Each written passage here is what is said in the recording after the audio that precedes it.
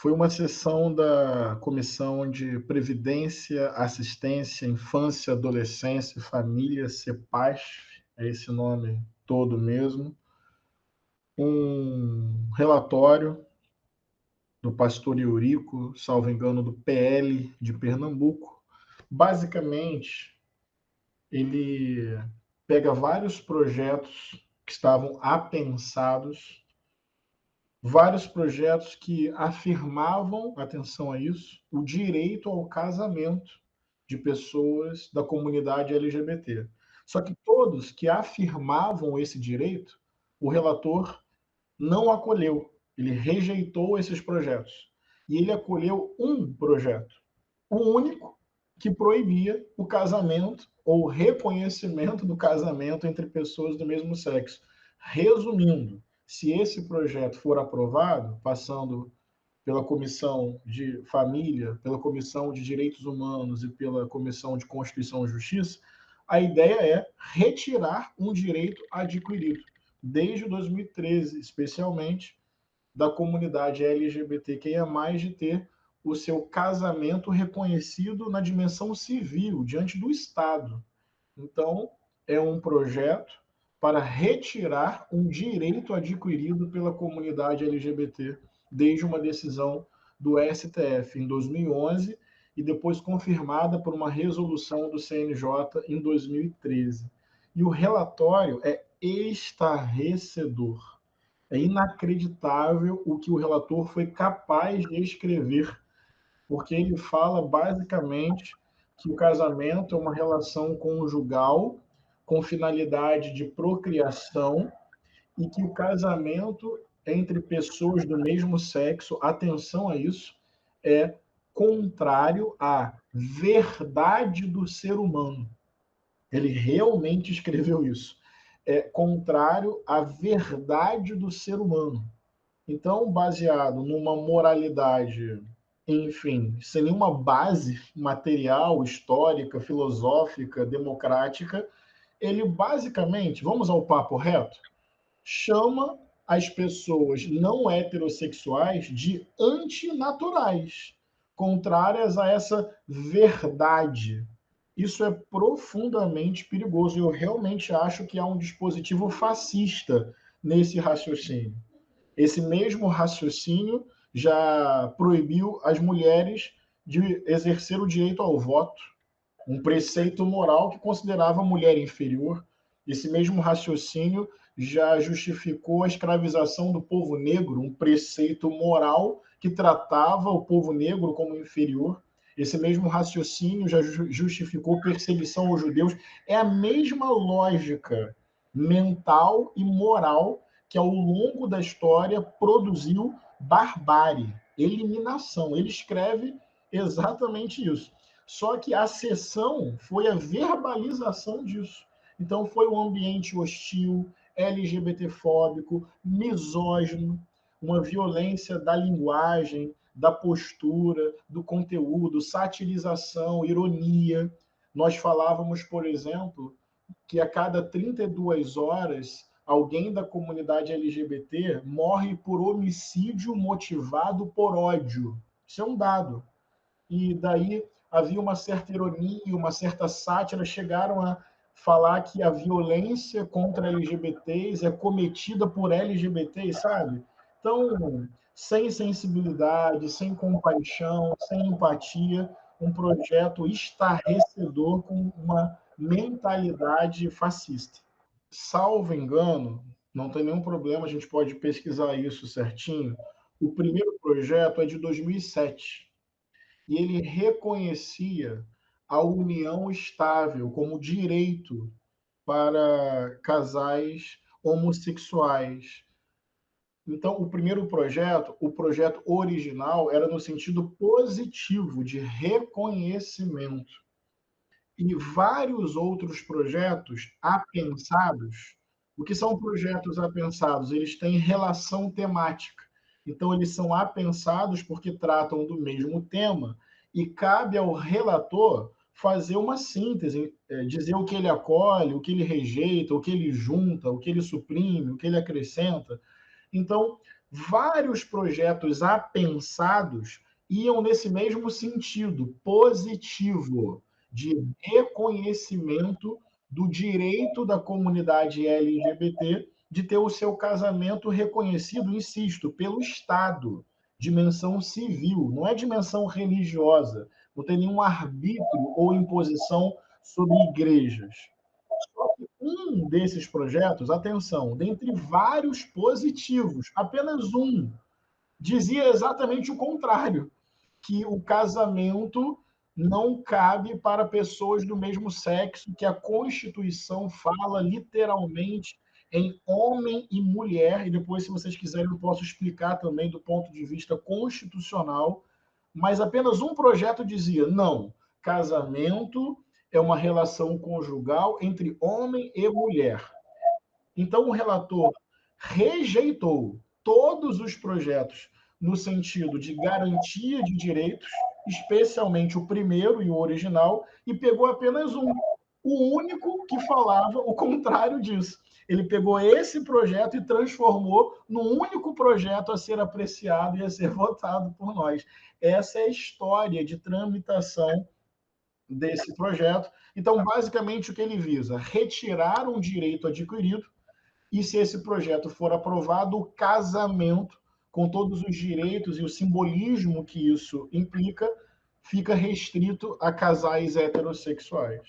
Primeiro, no relatório, ele também fala que o Brasil é uma nação cristã. Nós também temos que lançar luz sobre isso e denunciar. Primeiro, ele reivindica falar em nome do cristianismo, o que é absolutamente absurdo. Ele apaga a diversidade que existe dentro do cristianismo, e pedagogicamente eu sempre vou insistir nisso. Existem milhões de LGBTQIA+, que são cristãos, que são cristãs, e querem continuar com a sua orientação sexual, com a sua identidade de gênero, com a sua condição existencial, com o seu desejo, e querem continuar crendo em Jesus. Essas pessoas existem. E existem muitas perspectivas teológicas e bíblicas que não fazem uma interpretação literal e descontextualizada do texto bíblico. Existem muitas perspectivas cristãs que leem a Bíblia a partir do filtro ético do amor e da dignidade humana, que leem a Bíblia a partir da centralidade de Jesus. Portanto, eu também quero aproveitar esse espaço como teólogo e como pastor para rejeitar qualquer voz que tenta falar em nome do cristianismo como se houvesse unanimidade em torno desse tema. Não há. Então, olha que curioso. O relator, basicamente, ao chamar os homossexuais e bissexuais, a comunidade LGBT, de antinatural, produz uma espécie de subhumano, e isso já matou muita gente ao longo da história. E no campo do cristianismo, quem não concorda com ele, basicamente ele vai chamar de herege. Então isso também já matou muita gente ao longo da história. O relatório produz o subhumano e o herege. Então, eu quero dizer que há diversidade no cristianismo. Existe teologia feminista, existe teologia queer, existe teologia da diversidade, existe leitura contextualizada e comunitária, popular da Bíblia. Obrigado por poder usar esse espaço para dizer isso. E tem um segundo problema. Ele tenta pegar uma narrativa religiosa e impor ao Estado, desconsiderando a diversidade que existe na sociedade brasileira. O Brasil não é uma nação cristã, o Brasil tem pluralismo religioso. Isso tem que ser respeitado. E até do ponto de vista da fé mesmo, parece que faz pouco sentido, porque fé você não impõe, você não pode, pela força da lei, converter o coração de alguém.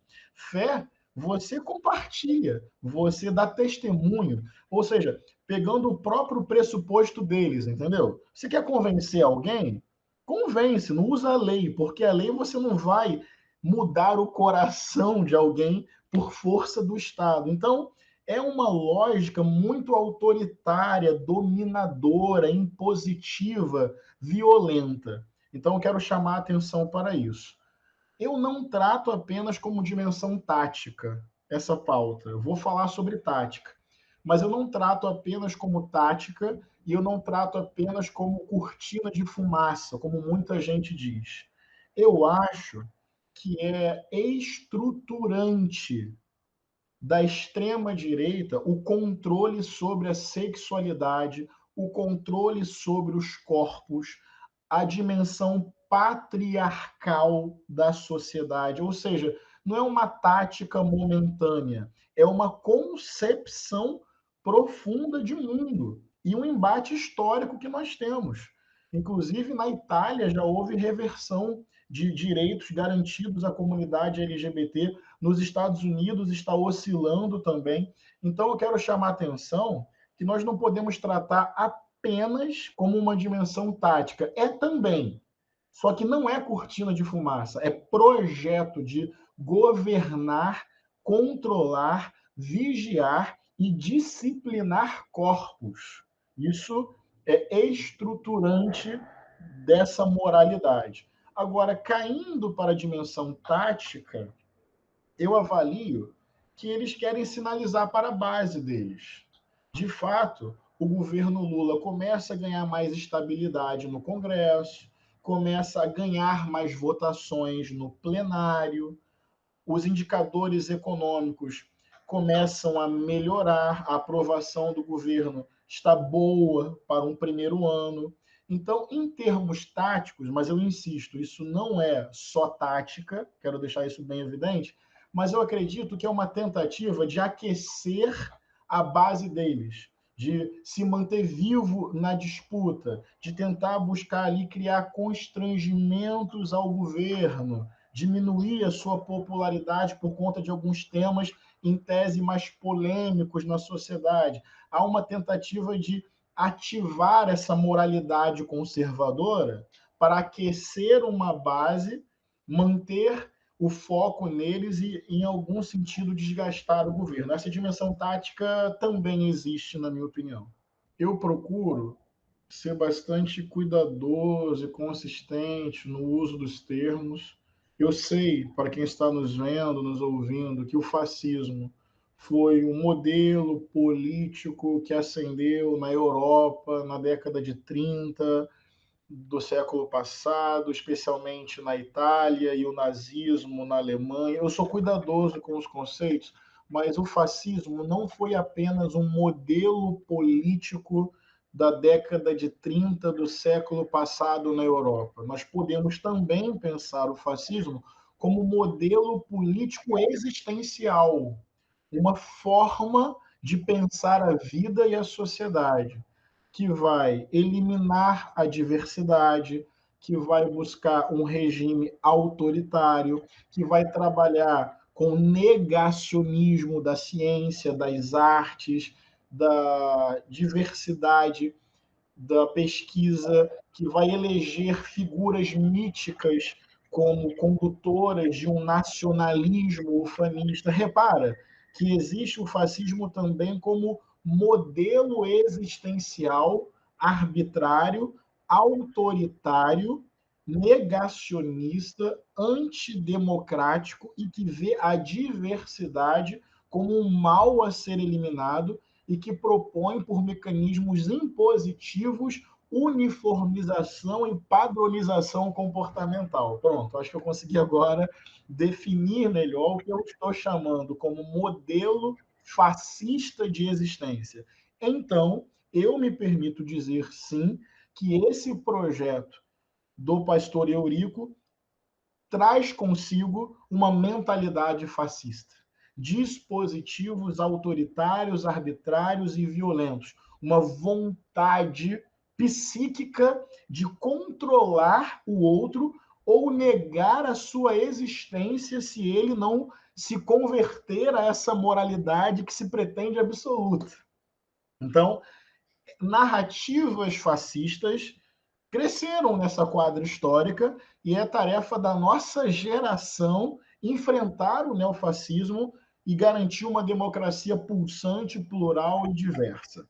Daí, existem medidas concretas? Até existem, mas vamos lá, é uma tarefa de uma geração, tem a ver com cultura, tem a ver com o que vocês fazem, comunicação, cultura, trabalho de base, diversidade, ou seja, o que nós fazemos é, em algum nível, enfrentar essa narrativa, porque afirmamos a diversidade, porque afirmamos os direitos humanos, porque afirmamos a justiça social, porque afirmamos uma democracia horizontal, participativa, porque afirmamos uma comunicação do território, porque afirmamos o empoderamento e protagonismo dos corpos historicamente massacrados. Movimento negro é luta antifascista. Movimento feminista é luta antifascista. Movimento LGBTQIA+, é luta antifascista. A luta dos indígenas, dos quilombolas, dos sem-teto, dos sem-terra, é luta antifascista. Comunicação popular territorial é luta antifascista, ou seja, mais do que medidas concretas, a afirmação histórica e cotidiana destas lutas é fundamental para frear o fascismo. Agora, vamos pensar aqui concretamente com o olhar de um legislador, de um deputado. O PL 2630, que busca regular as big techs, as plataformas, para que elas se responsabilizem e parem de lucrar com a disseminação de discurso de ódio, vou te falar, é uma medida concreta. Estabelecer parâmetros não para os indivíduos, mas para as big techs, empresas bilionárias, e parte do seu lucro, ao que tudo indica, vem de desinformação e discurso de ódio. É uma medida concreta. Valorizar a liberdade individual e criar um ambiente digital que não seja propenso e frutífero para grupos neonazistas, para incitar crianças à prática de suicídio e automutilação. Então, tem a ver, sabe, regulação digital. O que outro elemento fundamental, medidas concretas, afirmar direitos dos grupos historicamente massacrados. Por exemplo, quando você cria política afirmativa para a comunidade negra, você está ampliando a presença negra na política, nas universidades, nos quadros ministeriais. É uma medida concreta que vai afirmar corpos historicamente massacrados nos espaços de poder e de decisão. Isso me parece importante. Outra medida concreta, uma regulação ética. Eu estou pensando muito nisso. Uma regulação ética, por exemplo, no Congresso Nacional, para que esse tipo de comportamento seja punido. Porque não se trata de liberdade de expressão, de opinião ou até mesmo imunidade parlamentar, que é um preceito democrático. Trata-se de discurso de ódio. Daí não dá, sabe, gente? O cara faz um discurso de ódio misógino, daí, tipo assim, tá, próxima fala. Tá, próxima fala. Você vai naturalizando a barbárie. Então, nós podemos ter um código de ética mais preciso, tipificando que determinados discursos estão fora do campo da liberdade de expressão e do bom debate de ideias no plural. Tem coisas que são criminosas mesmo, que são inaceitáveis do ponto de vista ético, porque estão incitando o ódio, a violência e negando a existência do outro. E, por fim, sabe como se aperfeiçoa a democracia? Com mais democracia. Democracia não é conceito em abstração. Democracia é experiência concreta.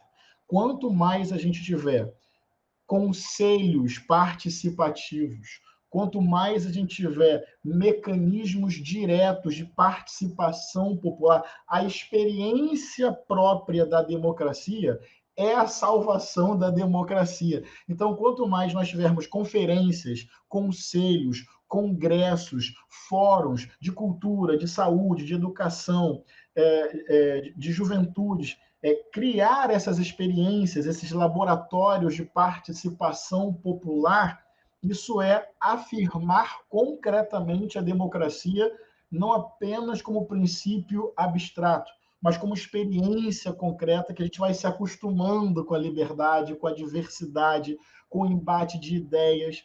Então, eu tentei dar aqui também algumas medidas concretas, desde regulação digital sobre Big Techs, passando por políticas afirmativas para comunidades historicamente massacradas, passando por mecanismos de democracia direta e participação social, e por um código de ética mais preciso que possa punir ações que não estão no campo da liberdade de expressão, mas estão no campo do crime, da incitação ao ódio.